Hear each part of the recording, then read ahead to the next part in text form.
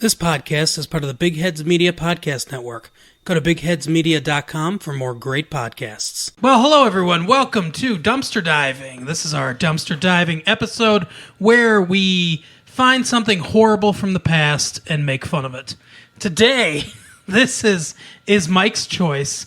We are going into the deep, dark realms of a show that I believe was originally on NBC and then became a syndicated show after the first season when its ratings weren't good, and the family that he was in charge of changed completely, and then John Travolta's mom was on it for some reason. That's his sister, actually. Oh, is that his sister? Yeah, I thought it was his mom, too, but I looked it up, and it's his older sister. Oh, wow. Sorry, Ellen Travolta or Elaine Travolta or... Still alive. Oh, wow. Good for you. She's like, 80, I think. 107. Right. But it's Charles in charge. Well, during this era of television, there was a weird, it was like, who's the boss? Charles in charge. Get the fuck out of my way. There were a lot of... What? I don't know. Twin sitters? Yeah, there you go. That's a deep cut for Eric Stoner, who's probably not out there. But anyway, so, Mike, you chose this episode, which I had never seen before, but it's called Charles Splits. You want to hear the crazy part about this whole thing? Yeah. This was not the episode I was thinking of. Oh, my God. Well... Yeah. It's insane that we stumbled upon this. Yeah, and this also means there's multiple episodes of Charles in Charge where someone gets hit in the head and it completely changes their personality from one to another and then back and forth. This was such a huge trope in the 80s. Yeah, the old episode's focused around Charles is under a lot of pressure. He has this new girlfriend who's a complete bitch, by the way. Oh, yeah. What's her name? Josie or Josephine? Something like that. Jocelyn, I think. Jocelyn, yeah. Jocelyn. Yeah. So, at the very beginning, we find out that... and by the way, I just have to say, Buddy Limbeck, played by Willie Ames, I don't even know if he's a character on the same show that he's on. Yeah, I know. Nothing he says has any connection to anything. Like, no one seems to acknowledge him. Like, the whole thing could just be like a feverish dream that Charles is maddeningly imagining the entire time. Yeah, he has definitely taken some lessons in overacting. There are some really horrible scenes in this with him. I thought Ben Savage was bad last week with that episode of Boy Meets World with his doofus throwing popcorn in his face. But it's so weird. It's like a non sequitur. It has nothing to do with anything at all in the show. This dude is next level. He makes Bible Man look like Lawrence of Arabia. Not Olivier. Right, I don't know what that means. Olivier probably makes a little more sense. Yeah, probably. Oh man. But yeah, anyway, so it starts off. Charles has his new girlfriend, Jocelyn, complete bitch. And it's really funny because Buddy kind of calls on. He's like, "Oh, you do what she does. You do whatever it takes to make her happy." Then Charles goes, "Yeah, that's because she does what it takes to make me happy." Yes, it's so creepy. Seriously, and he is describing the definition of being pussy whipped. Yes, and then sure enough, she shows up and she doesn't want him to have any foul language. She doesn't want him to advise Adam to... Because Adam's being teased by a bully at school. She doesn't want him to say, don't fight back. He says, shake his hand like a gentleman. Yeah, exactly. She won't let him go see Dirty Harry with her. Yeah, which is kind of funny because... I noticed this episode, nothing makes sense as far as the movies they want to go see. Why would they all be out at the same time? Yeah, so they go see Cinderella instead. Yeah, her choice, Cinderella. But Cinderella and Dirty Harry are the theme. I remember Cinderella came back in the 80s at some point, but just at the same time, they have a retrospective on Dirty Harry movie. Yeah, it's so weird. Well, I guess it does make sense because they live in New Jersey, because they do pretty much, blatantly say that at one point. Yeah. Which is kind of odd. I always just assumed Charles in Charge took place in California. Like I never knew there was like a set setting.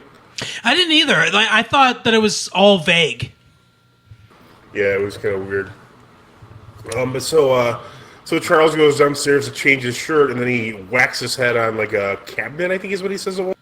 Yeah. He goes downstairs. He's trying to get dressed. He's trying to figure out which pink shirt to put on. There's another weird thing about that I gotta bring up too. Go ahead. But yeah, so like he tries to figure it out, and he's talking to. I think she's the oldest. I don't know if Nicole Eggert's supposed to be the oldest or if this other girl is, but he's talking to one of the daughters of. By the way, we never see the mom at any point in this episode. No, she's not there at all. Like not even for a second. I noticed her last name is Kearns. Is she related to Joanne Kearns? Oh, I don't know. That'd be pretty great, though.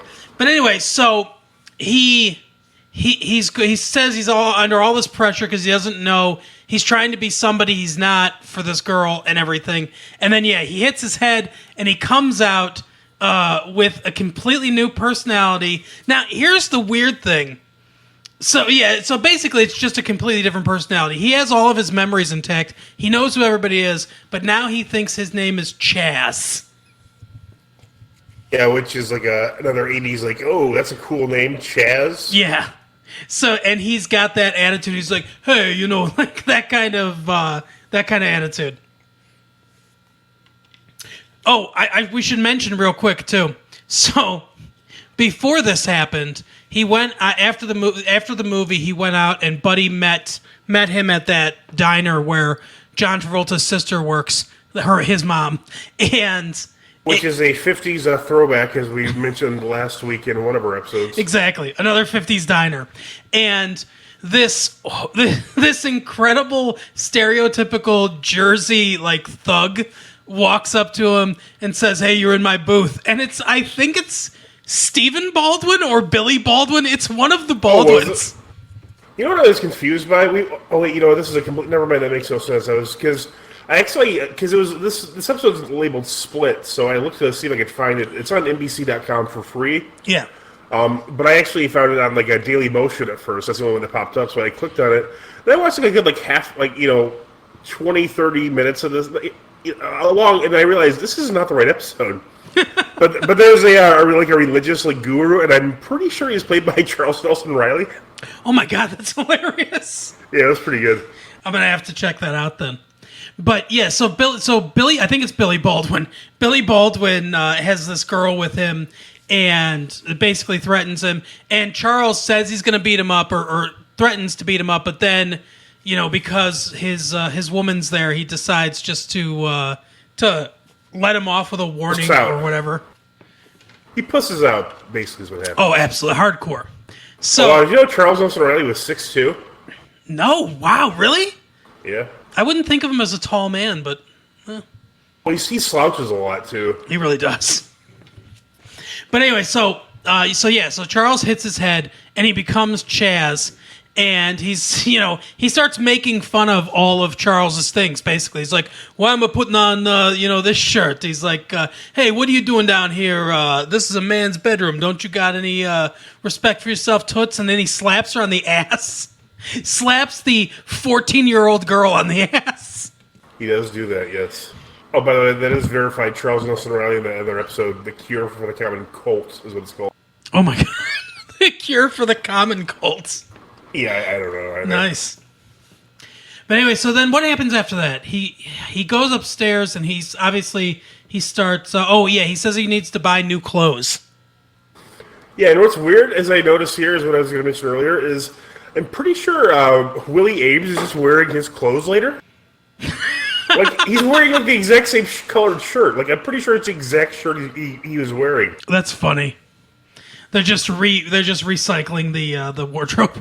Yeah, it was just very odd. I mean, I don't see how it would fit. They don't seem like they're of the same size. Yeah, Willie Ames has got to be the most famous hanger-on ever, I think. But anyway, so he shows up at the diner again to go on a date with his girlfriend.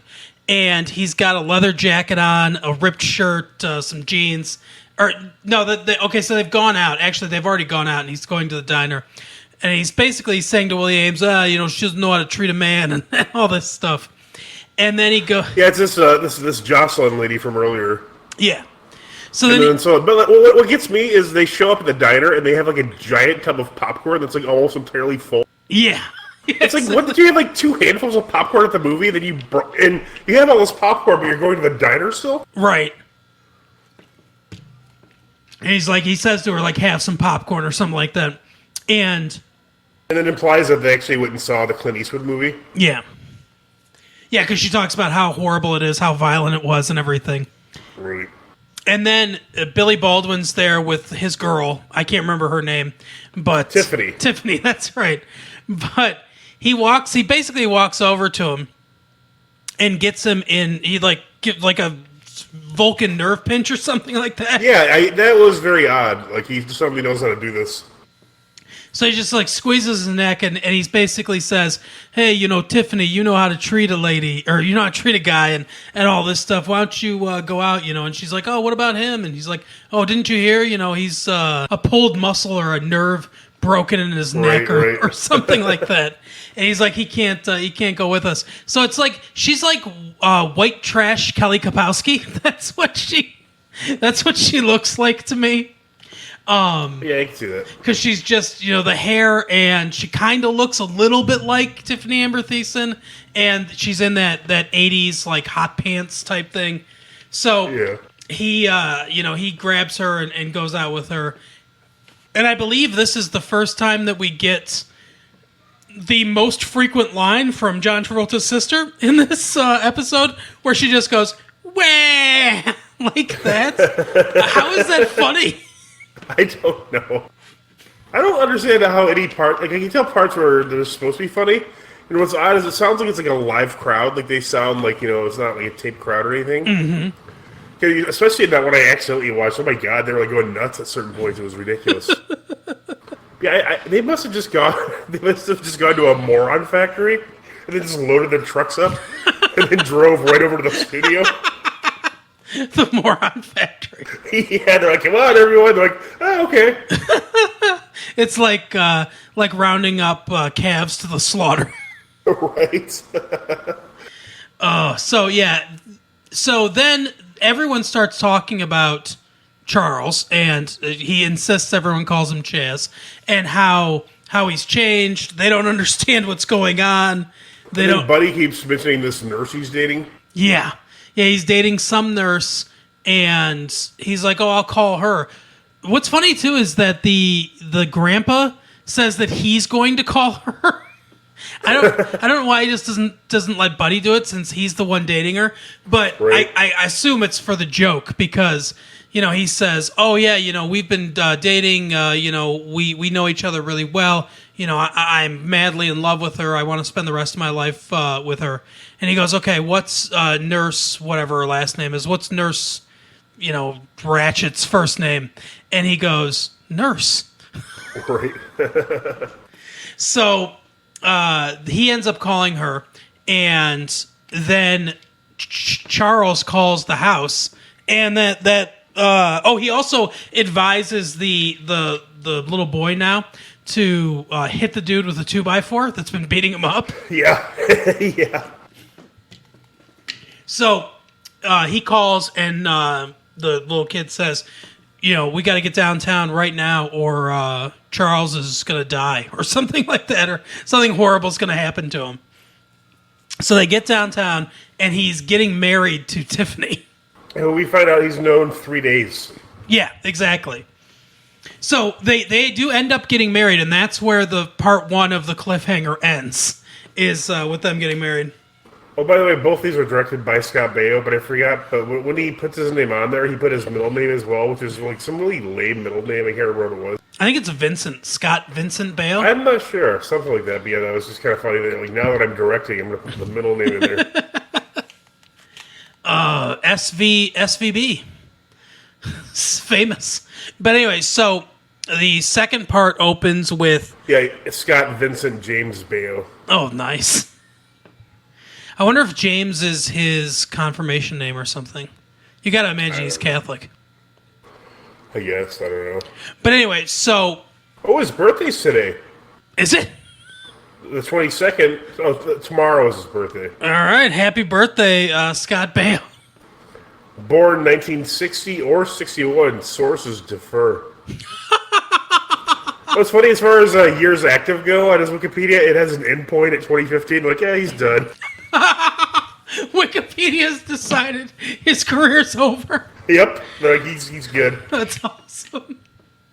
Oh, so part 2 opens with him having just married Tiffany. The Justice of the Peace was there, marrying them, and drinking heavily at the time out of a brown paper bag. Yeah. Yep. And that's where we find out that we're in New Jersey, because he says, the power... By the order. Yep. Yeah. So he says, he's gonna get married and everything. Most of the second part of this episode is spent figuring out what's wrong with Charles. Right. Which apparently none of them have seen an 80s sitcom before, because should be completely obvious. Including the same show, because I'm almost positive there was like an episode where they just kept knocking someone out and then unknocking them out. It was ridiculous. So Charles says that he's, him and Tiffany are getting married. He's going to move out of the basement now. He's going to move in with her. She lives with 5 bikers in an apartment that she's going to ask to move out.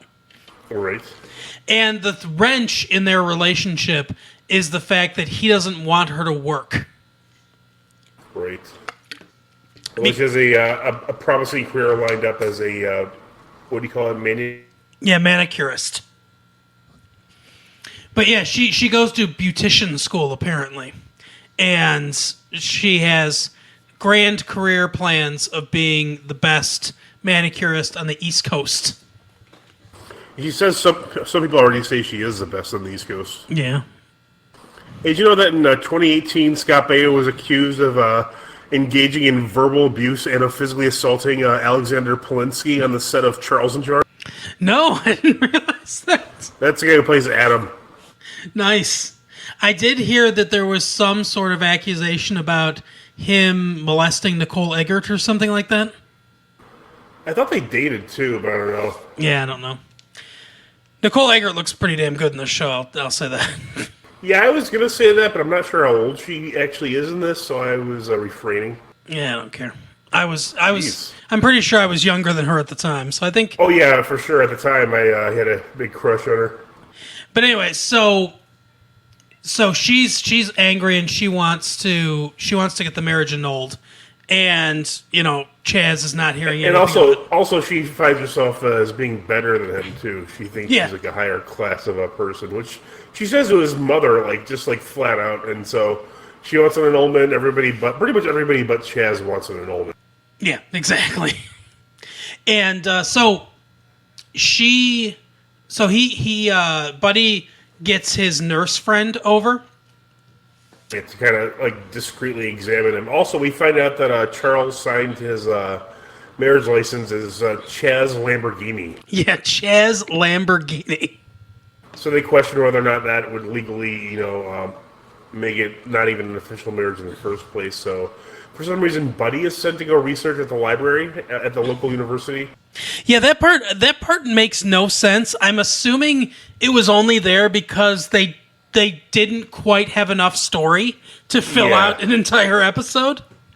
Yet they made 2 for no reason. Because it went nowhere. They were like, well, he signed it as a different name. Maybe this means that the marriage isn't legal. And Buddy goes to the school to find out if it is legal. And then he just comes back. He's like, hey, I talked to a professor, and it doesn't matter.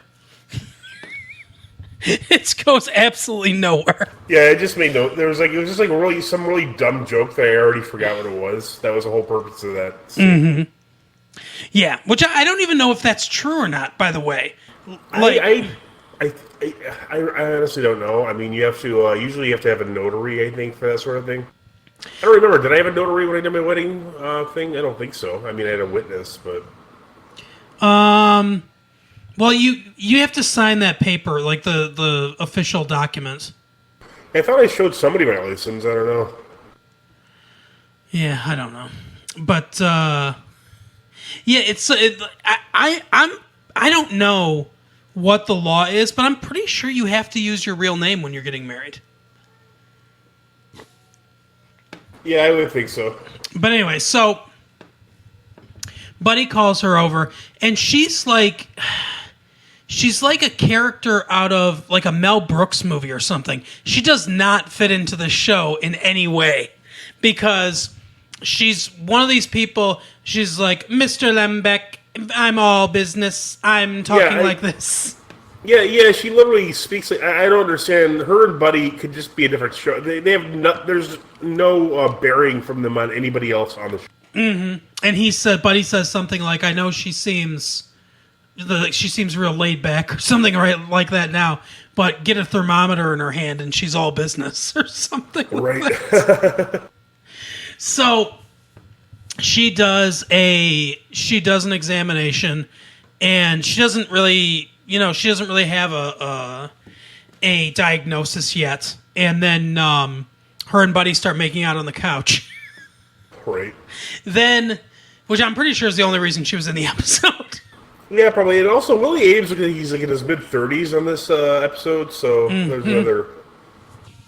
Yeah, basically, she's telling him, like, she eventually comes to the conclusion that, it's some kind of amnesia type thing, or, he's got, like, there's some phrase they use for it, I don't remember what it was. She completely incorrectly says, so...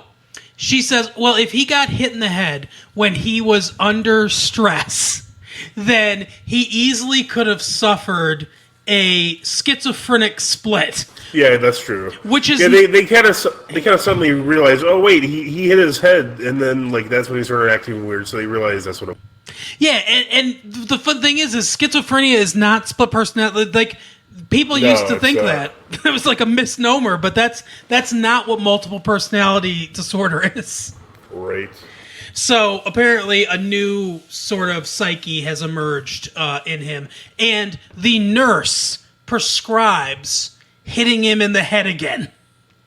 Yeah, it's one of the few. There's 3 options she gives, and that, of course, is the most hilarious. So that's one we go with. Yeah, I think she said years of psychotherapy, some sort of electric shock treatment or something like that, or hitting him in the head again. Right. Just like people just have buttons on their head where just slam the head hard enough and it'll reset everything. It's like with if Fonzie were a doctor and the people were TVs, Just exactly. Like, hey. Exactly. Yeah, in this world, Fonzie would be the greatest doctor ever. Pretty much, Dr. Fonzarelli. Fonzie, I'm having appendicitis. My appendix is about to rupture. Hey. Oh my God, I feel better. Nice. So they decide that they're going to hit him in the head with a hammer. And then Buddy, of course, says, this is no danger. It's a rubber hammer. And he immediately just, like, let's say he really hits himself, too. Like, smacks it against the table, just, like, knocks himself out cold. Yeah. And then he gets back up, and they talk about who's going to do it. And they finally decide that Nicole Eggert's going to do it. Or, no, they decide that... Yeah, I can't remember which one. One of them's going to have to hit him first. One of the girls. And Buddy picks up the hammer again. And as soon as he picked up that hammer again, I said he's going to hit himself in the head again with that.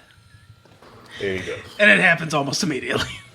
So then Chaz comes in talking about what he's going to do. And then Buddy sits down and tells the most ridiculous story I think I've ever heard.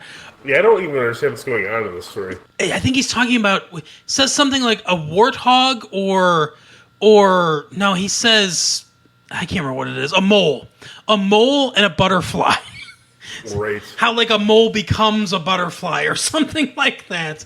And you get like serious Gary Busey vibes coming off of Willie Ames at this point. Absolutely. And they can't do it. The two of them can't do it. Buddy then tries to do it. He can't do it. So they drop his marriage license on the ground. He's like, hey, and he goes down and picks it up. And they just move the table over. And then he hits his head against the table. And he's back. 100% perfectly fine. They also find out that the guy that married them was only impersonating a justice of the peace. Therefore, the marriage isn't legal. So everything, like, really just completely gets reset back to normal. Which wasn't really a threat because nobody wanted in that marriage at that point. You know, like Tiffany didn't want to be in the marriage. She wanted an old. And they probably hadn't even like consummated the marriage either. So, you know. Oh, they were going downstairs together a lot, so who knows what they're doing. Right. Like finger banging, that kind of stuff. Exactly. What, like fucking? Like not like full penetration, like, you know, maybe anal and that kind of stuff. Right, yeah. Like, just so, because she needs to remain a virgin, yeah, of course. Right. So... There's a woman living with 5 bikers, you know, she's tight as a drum, they say. Yeah, exactly. She's as pure as the driven snow. Driven by bikers. Right. So, the last thing that happens is that Willie Ames hits his head with the hammer for some reason again. And even though it didn't affect him at all the first 2 times, now all of a sudden he's some English dude. Right. Makes no sense. But that's how we end the episode, because we need one last guffaw at Willie Ames. God. But yeah, that was the episode. Absolute trash. What a ride. So this has been Dumpster Diving. We will see you next week. Maybe we'll find the other episode where that Mike's talking about, where people get amnesia over and over again on Charles in Charge. I almost forgot what it was. I should have hit myself in the head so I can remember. Right. Yeah, if anybody has any suggestions for other great gems, feel free to send them our way. All right, we'll see you next week. Bye. See you next time.